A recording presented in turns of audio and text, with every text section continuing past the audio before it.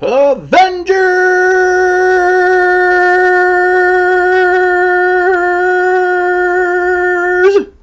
Assemble! That's right, everybody. This week is Avengers Week to celebrate the release of the movie on DVD. Now, I'm going to be doing things a little bit differently.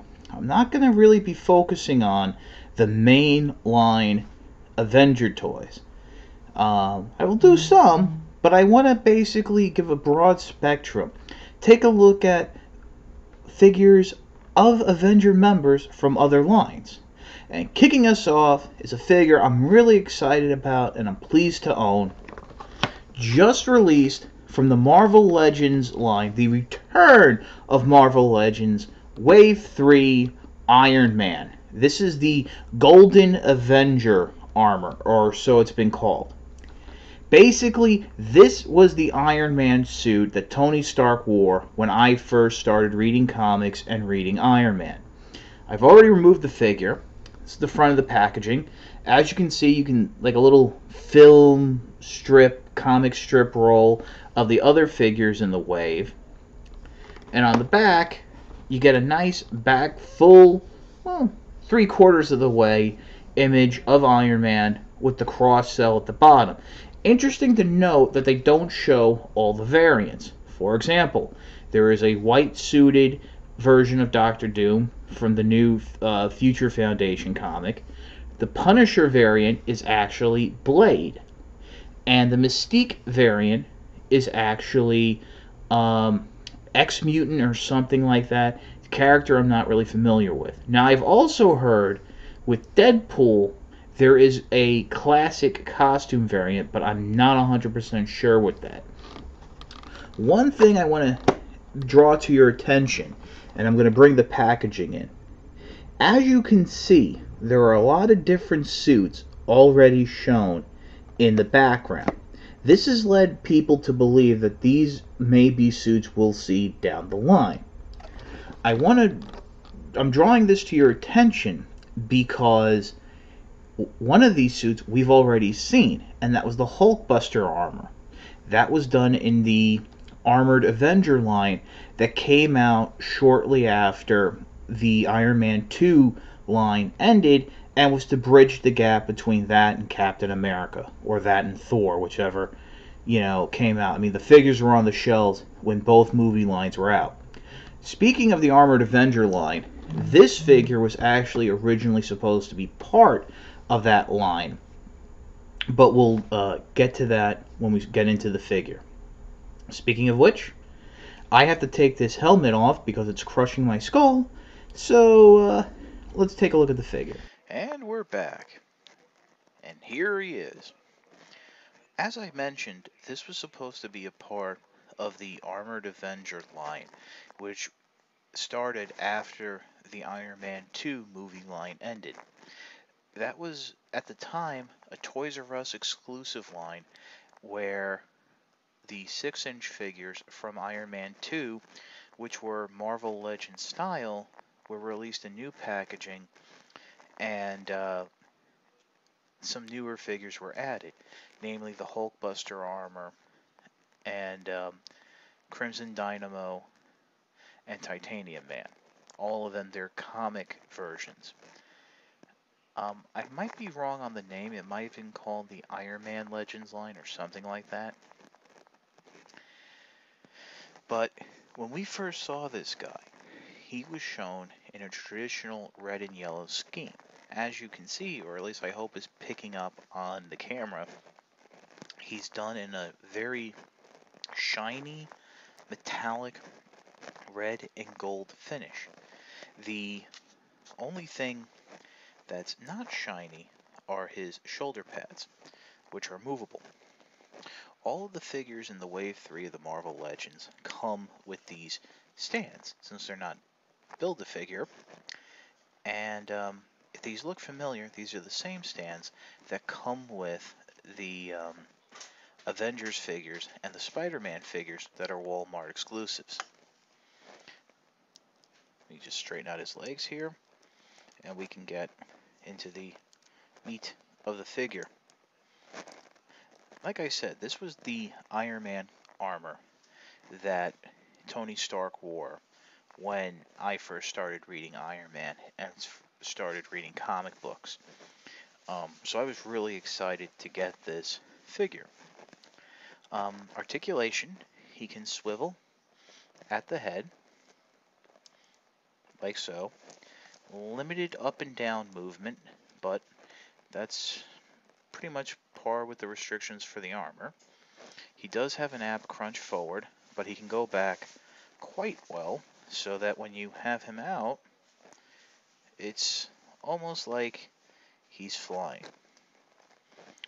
I mentioned that the shoulder pads can go up and down, and that's to help with shoulder articulation.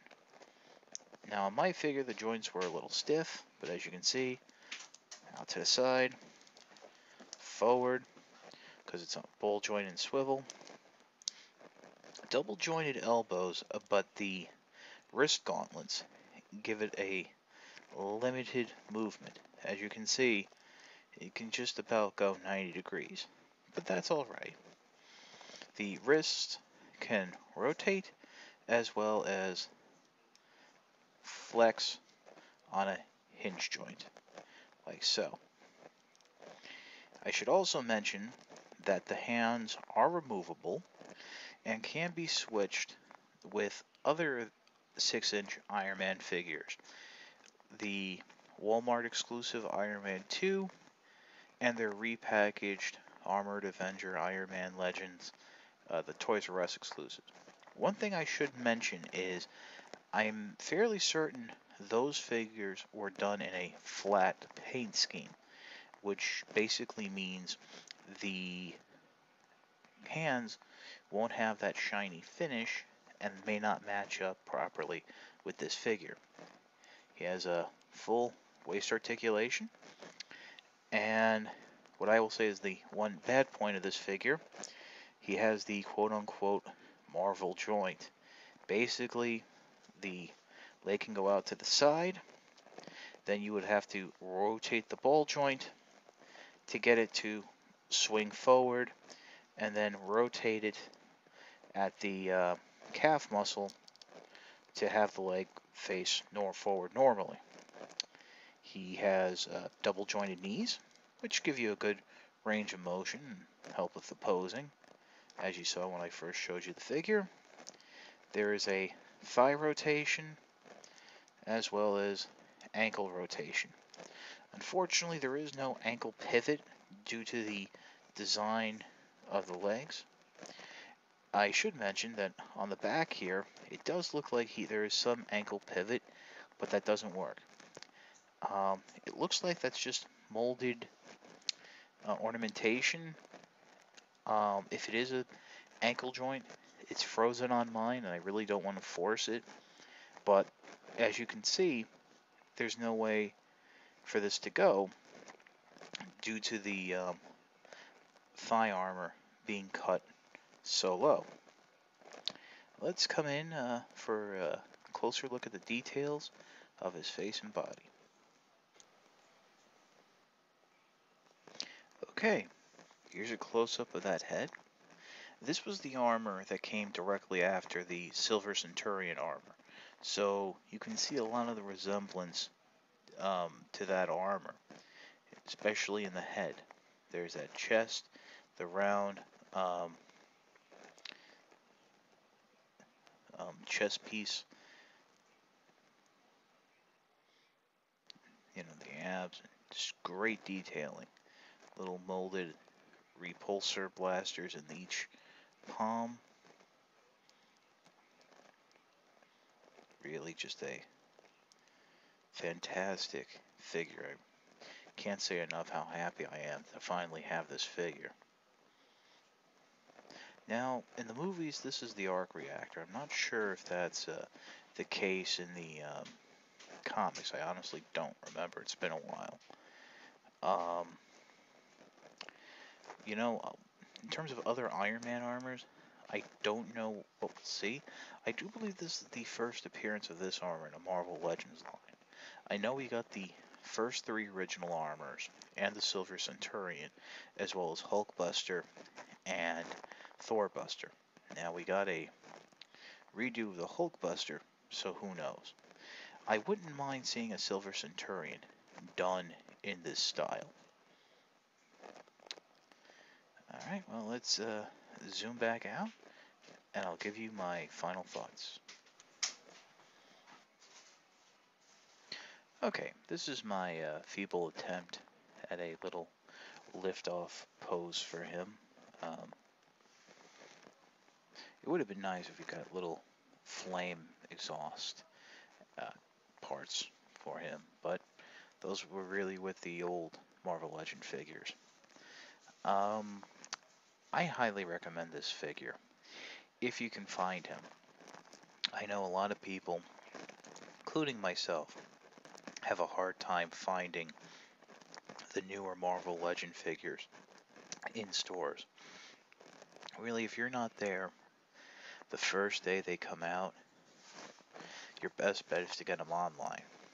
Now, because Wave 3 is made up of mostly repaints, retools, and doesn't have a build-a-figure, it is easier to find, I've noticed. And I was able to get these off of eBay for relatively what they will go for in retail. You might, if you're big on articulation, you might want to go for one of the other figures first, like Deadpool. But if you're a big fan of Iron Man as I am, and this was the Iron Man that was in the Avengers when I read it, definitely go for this guy. This is your old pal Chuck, and for the Golden Avenger, Iron Man, I'll see you next time.